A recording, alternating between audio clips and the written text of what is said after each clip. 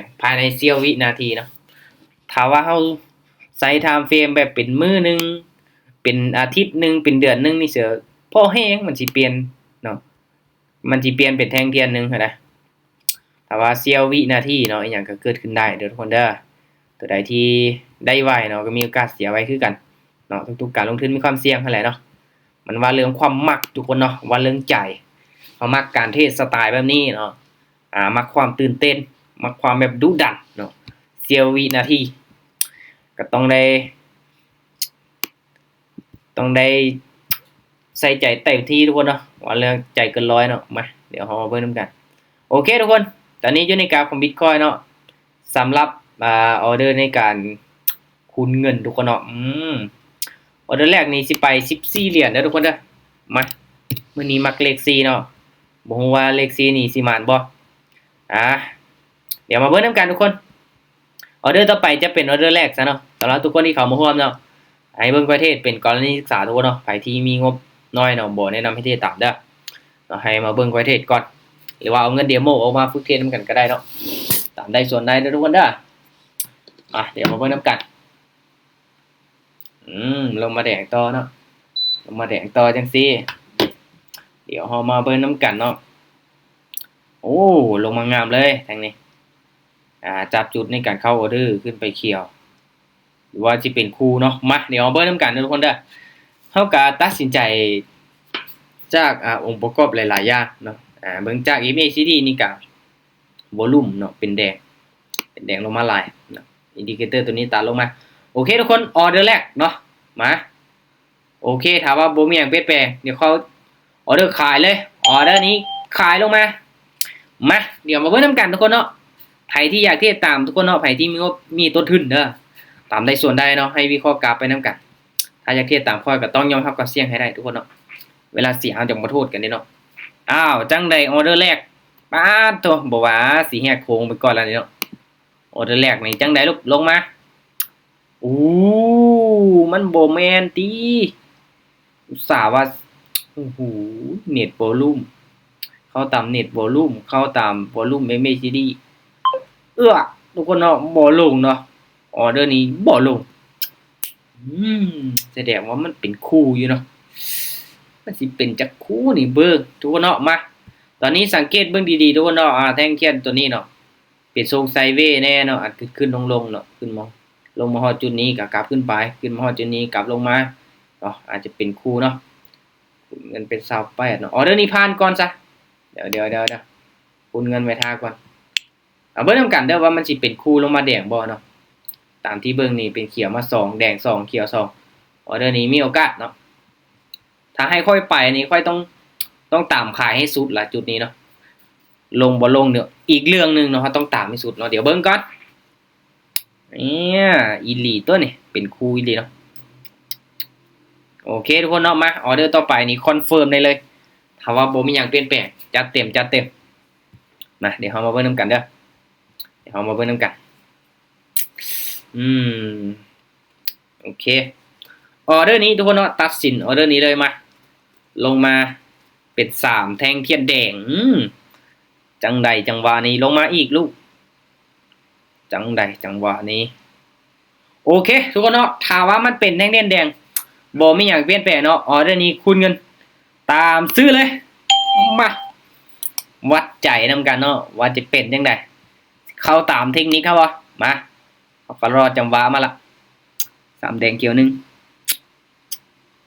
เดี๋ยวเฮามาเบิ่งนำกันเด้อเดี๋ยวเฮามาเบิ่งนำกันว่าจะพักโตขึ้นไปเขียวได้บ่ขึ้นได้แทงนี้จังได๋ก็เขียวได้จังได๋ก็เขียวได้แทงเทียน3แท่งแดงที่ผ่านมานี่พักโตเขียวตลอดเด้อทุกคนเนาะพักโตเขียวตลอดแท่งนี้ก็เขียวเนาะแท่งนี้ลงมาก็เขียวเนาะมันค่อนข้างที่จะบ่ฮอด4แท่งเทียนแดงเลยเนาะเห็นบ่ทุกคนเบิ่งตามกราฟย้อนหลังที่ค่อยแชร์หน้าจอให้เห็นนี่เนาะเห็นบ่ประมาณนี้นี่2แดงขึ้นเขียวเนาะ2แดง3แดงขึ้นเขียวตลอดเนาะมันเป็นทรงไซด์เวย์เนาะถ้าเฮาซูมเข้าจังซี่นี่ไซด์เวย์เลยได้ทุกคนนะไซด์เวย์เลยอยู่ในกรอบระยะสั้นเนาะโอเคขึ้นสู่ออเดอร์นี้ผ่านก่อนทุกคนเอาผ่านก่อนใจเย็นๆเนาะมา ปรับเงินไว้ท่าเนาะขึ้นมาเขียวเนาะขึ้นมาสูงจังซี่ออเดอร์นี้อาจจะนิ่งก่อนเนาะสันกะอาจจะสลับลงมาเนาะขึ้นไปกะโอเคยังบ่ฮอดเนาะยังบ่ฮอดเนาะตีรวมๆกับประมาณนี้ทุกคนเนาะใกล้เคียงประมาณนี้ฐานแนวรับของมันประมาณนี้โอเคอาจจะเป็นเดย์เนาะโอเคมาทุกคนเนาะออเดอร์นี้เด้อถ้าแท่งเทียนรอท่าตัวนี้ขึ้นมาเขียวประมาณนี้นี่เขาคิดว่ามีโอกาสสลับลงมาแดงได้อีกเนาะถ้ามันขึ้นไปเขียวได้มาเบิ่งนำกันคันว่ามันลงมาแดงยาวก็มีโอกาสขึ้นเขียวได้คือกันแต่ก็เบิ่งนำกันตอนท้ายเด้อว่าจะเป็นจังไดลูกออเดอร์นี้คือนิ่งแท้ไปตี้จังได้โอ้ทุกคนเนาะถ้าว่ามันนิ่งจังซี่เฮาขอพลาดอีกไม้นึงเนาะขอพลาดอีกก่อนเนาะเพราะว่าเฮาจะจับจุดรอจังหวะดีๆเนาะในการเข้าออเดอร์เนาะเฮาสิบ่เข้ามั่วซั่วในช่วงนี้เนาะมาปรับเปลี่ยนเทคนิคทุกคนเนาะก็คือว่าทุกคนเนาะถ้าว่ากราฟเนาะมันบ่งามมันบ่เป็นไปตามเทคนิคของเฮาที่จริงมันบ่ได้มีไผเลยที่ว่ามาบังคับให้เฮาต้องเข้าออเดอร์เฮาต้องเทรดบ่มีเนาะเฮาต้องตัดสินใจด้วยตัวเองเนาะเงินของเฮานี่เนาะบ่ให้คนอื่นมาบังคับได้ว่าเฮาต้องเทรดบ่แม่นเด้ทุกคนตลาดมันก็บ่ได้บังคับให้เฮาเทรดเด้ตลาดบ่งามเฮาก็บ่เทรดเนาะเทรดไปนี่ช่วงใดมันบ่งามก็มีโอกาสเสียเงินเนาะมาเดี๋ยวเฮามาเบิ่งนำกันลงมาแดงยาวจังซี่ยังบ่จำคักทุกคนเนาะยังบ่จำคักเนี่ยยังบ่จำลงมาอีกลูกอีกหน่อยนึงโอเคทุกคนเนาะมาสายส่วนออเดอร์นี้ตามชื่อเด้อมาลองเบิ่งนำกันเนาะถ้าว่ามันเป็นไซด์เวย์นี่มีโอกาสสลับขึ้นไปเป็นเขียวสูงเลยเนาะมาลุ้นเบิ่งนำกันเด้อว่าสิเป็นจังได๋ที่ผ่านมานี่ก็ลงมาก็มีอยู่เนาะมีอยู่ที่ลงมาต่ออีกแทงเนาะแต่ว่ามันเบิ่งจากโซนนี้ล่ะมีโอกาสสลับขึ้นไปหลายกว่าเนาะเฮาตามสูตรจังได๋ออเดอร์นี้ต้องสลับขึ้นไปเขียวยาวๆลูกเขียวยาวๆจวดขึ้นไปเลยนี่งามเลยเห็นบ่คือตัวนี้เนาะลงมาแดงแล้วก็จวดขึ้นไปงามๆเลยเนาะจังได๋ลูกนิ่งไว้โอเคสวยโอเคทุกคนเนาะมาไปกันต่อจนกว่าจะได้กำไรตามเป้าสบายดีอาจารย์สบายดีเด้อทุกคนเด้อสบายดีโอเคโอ้ถ้าว่าเฮาฮอด488เนาะ88.88นี่น่าจะได้กำไรออเดอร์นี้ผ่านก่อนนะทุกคนเด้อผ่านก่อนถ้าได้กำไร488.88เนาะจะได้กำไร 10% นะต้นทุน444.44เนาะอนุญาตถามด้วยอาจารย์เทรดได้จักปีแล้วเทรดได้จักปีแล้วเกือบ5ปีแล้วทุกคนเนาะเกือบ5ปีโอเคตามที่เบิ่งจุดนี้เด้อทุกคนเด้อเนาะแสดงว่ากราฟนี่เริ่มทะลุกรอบลงมาแล้วเนาะเห็นบ่เฮาซูมเบิ่งเนาะทะลุลงมาค่อนข้างที่จะปรับตัวเป็นแนวโน้มขาลงเนาะแต่บ่ฮู้ว่ามันสิลงไปหลายส่ำใดเนาะซูมเบิ่งย้อนหลังก็ไกลเติบเนาะโอเคมาเดี๋ยวเฮามาเบิ่งนำกันในการเข้าออเดอร์ทุกคนเนาะมาออเดอร์นี้เด้อทุกคนเด้อออเดอร์นี้เดี๋ยวเบิ่งนำกันว่าตอนท้ายมันจะเปลี่ยนบ่เนาะโอเคออเดอร์นี้ทุกคนเนาะเข้าซื้ออีกบาทนึงก่อนเขาออเดอร์ซื้อไปบาทนึงก่อนเนาะออเดอร์นี้นี่เอิ้นได้ว่าเป็นกรณีศึกษาเลยเนาะเพราะว่าเบิ่งจากแท่งเทียนเนาะแท่งเทียนเขียวเนาะแท่งเทียนเขียวตัวนี้แม่นเนาะมันมีโอกาสที่จะเป็นแท่งเทียนพักตัวเนาะแต่ว่ามันลงมาเนาะมันอยู่ในลักษณะโซนนี้ก็มีโอกาสขึ้นไปเป็น2เขียวได้เนาะมันห่างออกจากอินดิเคเตอร์ตัวนี้แถมมันจงไส้ไว้อีกเนาะจังได๋ลูกบ่ว่าออเดอร์นี้โอ้พักตัวอีหลีโอ้ยทุกคนเนาะออเดอร์นี้ตัดสินใจผิดพลาดหน่อยนึงนี่พักตัวลงมาต่อเนาะทะลุก็เสียดายคิดว่าสิขึ้นไปพักตัว2ก่อนเนาะที่ผ่านมานี่ห่างออกจากหน่อยนึงเนาะแต่ว่าก็ยังบ่สู้แฮงขายเนาะแฮงขายมาหลายเนาะโอเคเดี๋ยวใจเย็นๆทุกคนรอจังหวะดีๆเนาะออเดอร์นี้ผ่านก่อนเด้อทุกคนเด้อเราต้องบากก่อนไม้นึงเพราะว่าเบิ่งจาก ยังขายกับอินดิเคเตอร์เนาะแบบเป็นแนวโน้มลงมาแบบเป็นตะย่านนะเป็นเทรนขาลงแบบเป็นตะย่านนะเฮาไปซื้อในโซนนี้ก็แสดงว่ามีโอกาสสวนเทรนได้เนาะมีโอกาสสวนเทรนได้โอ้เห็นบ่ทุกคนลงมาแดงงามเลยเนาะอินดิเคเตอร์ตัวนี้มันยังอยู่ใกล้ๆกันเนาะอยู่ในกรอบใกล้ๆกันจังซี่นี่ก็แน่นอนแล้วมันเป็นเทรนขาลงแบบงามๆทุกคนเนาะมันก่อตัวลงมางามหลายพักตัวแล้วก็ลงมาต่อสเต็ปโอ้โหโอเคเห็นบ่ในกรณีที่มันลงมาเนาะลงมาแห้งเกินไปก็ดึงราคากลับขึ้นไปได้เนาะโอเคทางนี้ปรับเงินเนาะจาก14เป็น28เดี๋ยวเงินให้เป็นระเบียบเนาะโอเคทุกคนเนาะมาออเดอร์นี้เด้อผ่านก่อนโอเคออเดอร์นี้ผ่านก่อนทุกคนเนาะที่จริงนี่ค่อยอยากขายอีกบ้านนึงเนาะแต่ว่าเขาจะรอท่าให้มันชัวร์ก่อนให้มันแม่นยำกว่านี้ก่อนทุกคนเนาะเบิ่งจากอินดิเคเตอร์แล้วบ่ค่อยปานใดเนาะแต่ก็มาลุ้นไปนํกันแห่งซื้อมันมาหลายเนาะแห่งซื้อมันมาหลายเนาะเบิ่งจากแท่งเขียวตัวนี้นี่หรือว่ามันสิขึ้นไป2แท่งบ่เนาะผ่านมานี่อาจจะพักตัวแล้วก็ลงมาต่อเนาะขึ้นไปเขียวบ่แท่งนี้โอ้เป็นแดงเนาะงามเลยทุกคนเนาะเป็นเทรนขาลงงามเลยมาออเดอร์นี้นี่มั่นใจได้เลยบาทนี้ทุกคนเนาะถ้าแท่งเทียนรอท่าตัวนี้เด้อมันลงมาแดงยาวเนาะมันมีโอกาสที่จะสลับขึ้นไปเป็นแท่งเทียนเขียวในแท่งต่อไปเนาะคันว่ามันลงมายาวแท้ได้ให้มันใกล้กับแท่งเทียนตัวนี้เนาะเก็บปรับเงินเลยเนาะเมื่อกี้นี้โอเคทุกคนเนาะมาถ้างั้นก็ซื้อเลยบ่ใกล้ก็ซื้อเลยออเดอร์นี้เดี๋ยวลองเบิ่งนำกันเนาะว่าจะเป็นไปตามสูตรบ่หรือว่าจังได๋มาลุ้นมานํกันทุกคนค่อยก็รอว่าจังหวะมาไม้ที่1ไม้ที่2แล้วเนาะอย่าลูกเอ้ยเขียวได้นะแท่งนี้ถ้าว่ามันลงมา2แท่งเทียนแดงจังซี่สลับขึ้นไปเขียว1จังไดลูกตามสูตรอย่านิ่งขึ้นไปเขียวยาวๆเขียวยาวๆเขียวได้บ่มาลุ้นมานํกันทุกคนมันออกแดงมาหลายแล้วเอ้ยผักโตจังไดออเดอร์นี้วินทุกคนเนาะเห็นบ่ลายมันเนาะ1 2 3 4โอเค4แท่งเนาะปลาทุกกำไรยังบ่ฮอด44เนาะยังบ่ฮอด 10% นะทุกคนเด้ออีกน้อยนึงมาตัวนี้จอดตลาดเบาๆโอเคผ่านก่อนทุกคนเอาผ่านก่อนเดี๋ยวเฮารอจังหวะก่อนอาศัยในการบ่าก่อนไม้นึงเนาะไม้นี้นี่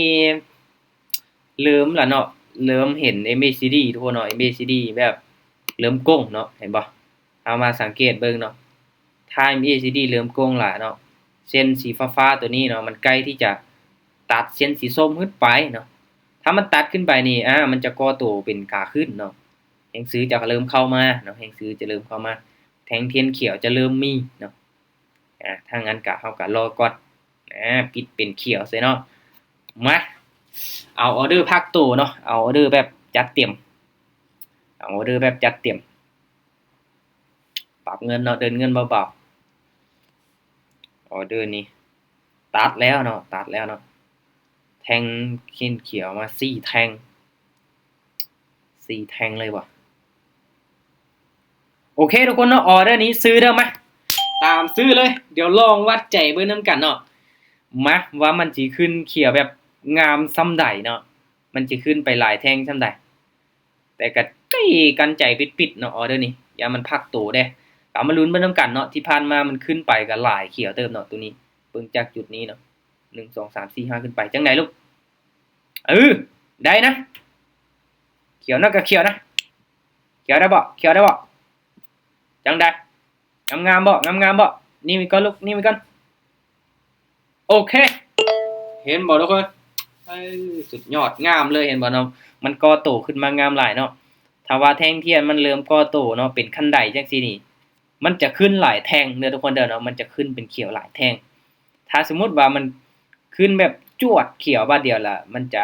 บ่เป็นเขียวหลายไม้เนาะมันจะเป็นลักษณะแบบนั้นเนาะแท่งเทียนพักโตไปต่อได้นี่โอเคทุกคนจังได๋มีกำไร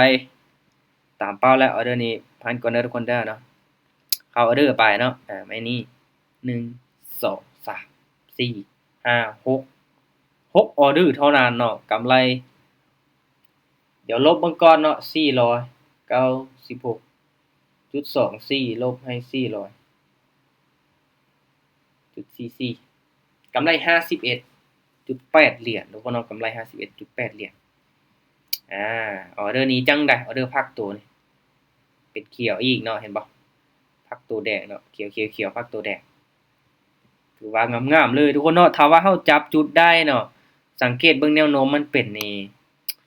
กำไรนี่บ่ยากเลยทุกคนเนาะแต่ว่าเฮาก็บ่อยู่กับกราฟดนเด้อทุกคนเด้อเนาะเทรดมีกำไรล่ะให้พักก่อนเนาะเห็นบ่ถ้าว่าจุดที่จะเข้าซื้อทุกคนเนาะจุดที่มันเริ่มก้งเริ่มตัดเนาะตัวนี้ก็ยังเป็นแนวโน้มขาลงอยู่เนาะแฮงขายก็มาหลายเนาะก็ถือว่าเบาๆทุกคนเนาะเบาเลยเนาะกำไรมื้อนี้ทุกคนพอ200เนาะ234เหรียญแล้วเนาะก็ถือว่าอีหลากอีเหลือเนาะอีหลากอีเหลือก็แน่นอนทุกคนมื้อนี้ก็เป็นมื้อสุดท้ายของเดือนเนาะเดี๋ยวทุกคนมาเบิ่งกำไรเทไม้สุดท้ายไหมอาจารย์ยังบ่ได้กันไหนโอเคเดี๋ยว เพราะเองก็คือว่าเนาะเทศมือได้มือเสียเนาะปะปนกันไปกำไรก็บ่ค่อยปานใดทุกคนเนาะบ่ค่อยปานใดแต่ว่าเดี๋ยวค่อยจะมาให้เบิ่งกำไรตั้งแต่วันที่31เนาะทุกคนเนาะเราสามารถเบิ่งมาเดือนได้เนาะ31เดือน5เทอีกไม้นึงแม่อาจารย์เดี๋ยวรอก่อนอยากได้ไม้นึงว่ะคันว่าไม้แถมมันบ่วินเฮ็ดจังได๋เนาะจนฮอดวันที่30เนาะ30เดือน6สิได้กำไรเท่าใดปึ๊บได้2,000ทุกคนเนาะก็อีหลาอีเหลือเนาะถ้าไลฟ์เฉลี่ยเป็นมื้อถ้าไลฟ์เฉลี่ยเป็นมื้อมันก็บ่ได้หลายทุกคนเนาะบ่ได้หลายเพราะว่าเฮาติดลบไปนำถ้าว่าเฮาได้ทุกมื้อนี่น่าจะหลายเนาะบางมื้อได้บางมื้อเสียเนาะปะปนกันไปก็ถือว่าเกือบบ่รอดทุกคนเนาะขนาดว่าค่อยใช้ต้นทุนหลายได้นี่เนาะจังเทศเก็บได้กำไรแต่ส่ำนี้เนาะบางคนบ่ได้แล้วทุกคนเนาะอย่างน้อยก็วางแผนเก็บเอาหั่นแหละลดผ่อนความเสี่ยงลงปิดไมค์ให้แน่เนาะปิดไมค์ให้โอเคมีเสียงรบกวนนิดนึงเสียงสะท้อนนี่แหละทุกคนเนาะวางแผนเก็บเอาไม้เนาะมันบ่มีหยังที่แบบแน่นอนการันตีเนาะว่าเฮาสิได้กำไรแบบหลายทุกมื้อเนาะมันเป็นไปบ่ได้ทุกคนเนาะ โอเคทุกคนเนาะสำหรับออเดอร์อีกไม้นึงนี่เอาเป็นมื้ออื่นซะทุกคนเนาะเอาเป็นมื้ออื่นซะมื้อนี้นี่เฮาเทคโปรฟิตส่ำนี้ก่อนเนาะเฮาได้กำไรตามเป้าแล้วเนาะบวกมา50ปลายเหรียญในรอบนี้เนาะอาจารย์ MACD มันนำใช้ในส่วนได้ตอบโจทย์หลักๆก็ให้เบิ่งอยู่ในส่วนที่มันเป็นเทรนแน่เนาะมันเป็นเทรนแน่ถ้าเป็นไซด์เวย์นี่บ่ค่อยปานใดเนาะไซด์เวย์นี่มันจะขึ้นๆลงๆขึ้นๆลงๆแบบเฮาจับจุดบ่ถึกเลยเนาะถ้าเป็นทรงเป็นเทรนนี่ MACD นี่ตอบโจทย์อยู่เนาะถ้าว่าทรงไซด์เวย์ก็จะเบิ่งตามเน็ตวอลุ่มเนาะเบิ่งตามแท่งเทียนสลับมันก็จะเป็นการดีเอาไว้เป็นมื้ออื่นซะทุกคนเนาะโมงเก่าโมงเดิมเนาะถ้าว่าบ่คาเวียกเนาะก็ฮอบ15 โมงเนาะฮอบ15 โมงก็น่าจะโอเคเนาะก็ตั้งใจทุกคนเนาะมื้อนี้ก็เป็นมื้อสุดท้ายของเดือนแล้วเนาะทุกคนก็ตั้งเป้าหมายเนาะตั้งเป้าหมายให้กับบ่มีกันไดหยังนะอาจารย์บ่มีกำไรว่ะติดลบเฮาก็ต้องหา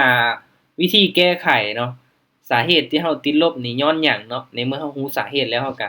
หาวิธีแก้เนาะคือลองเบิ่งเด้อทุกคนเด้อข้อยอยากให้ทุกคนลอง challenge ถ้าไผที่เทรดติดลบเนาะในเดือนต่อไปนี่เนาะทุกคนลองแบ่งออกเป็น3พอร์ตคือค่อยเว้าเนาะอย่างน้อยก็2พอร์ตก็ได้เนาะและอีกพอร์ตนึงน่ะให้ทุกคนเทรดเก็บเอาเพียงแต่10%ต่อมื้อเนาะ10%ต่อมื้อเนาะสำหรับพอร์ตนั้นเนาะคือตัวอย่างว่าทุกคนมีเงินอยู่100เหรียญเนาะแบ่งออกเป็น2พอร์ตเนาะ50เหรียญน่ะเป็นพอร์ตที่แบบเฮาจะเก็บแบบเป็นวินัยสุดๆเนาะ5เหรียญต่อมื้อ5เหรียญต่อมื้อจนหมดเดือนเนาะและอีกพอร์ตนึงน่ะทุกคนสิเทรดจังไดก็ได้เนาะเทรดแบบตามใจเนาะลองเบิ่งนำกันเด้อว่าพอร์ตใดสิอยู่รอดจนฮอดท้ายเดือนเนาะคือพอร์ต50เหรียญอีกพอร์ตนึงนี่ทุกคนจะเทรดสิได้มื้อละ20มื้อละ30 40ก็อย่ามันเนาะแต่อีกพอร์ตนึงได้5เหรียญต้องพัก5เหรียญต้องหยุดเนาะ ลองเฮ็ดเบิ่งว่าท้ายเดือนตัวใดมันสิตอบโจทย์ทุกคนเนาะและที่สำคัญเด้อเนาะได้กำไรแล้วก็ถอนตัวนี้แหละเนาะเป็นการรักษาพอร์ตของเฮาได้บ่ถอนนี่แน่นอนแหละเทศไปเทศมาเทศไปเทศมามื้อที่ตลาดมันบ่งามเนาะกำไรที่เฮาสะสมมาหายแวบเนาะขาดทุนแบบเฮาจะควบคุมตัวเองได้ยากสุดตอนที่เฮาเฮ็ดเสียเด้อทุกคนเด้อเนาะข้อยเองก็เป็นเนาะมันค่อนข้างที่จะยากเนาะมันอยากเอาคืนว่าซั่นซะอยากแก้แค้นเนาะมันเสียดายกำไรที่เฮาปั้นมาเนาะก็เลยเฮ็ดเฮาแบบโหร้อนall in ไปเบิดเลยกำไรต้นทุนอิหยังต่างๆเนาะโอเคทุกคนเนาะสำหรับมื้อนี้ก็ถือว่าขอบใจทุกคนที่เข้าร่วมเนาะงั้นก็ตั้งใจศึกษาทุกๆการลงทุนมีความเสี่ยงทุกคนเนาะให้ศึกษาหาความรู้ดีๆเนาะโอเคเข้าใจโอเคยินดีทุกคนเนาะเอาบ๊ายบายแล้วเจอกันใหม่มื้อหน้าเด้อทุกคนเด้อ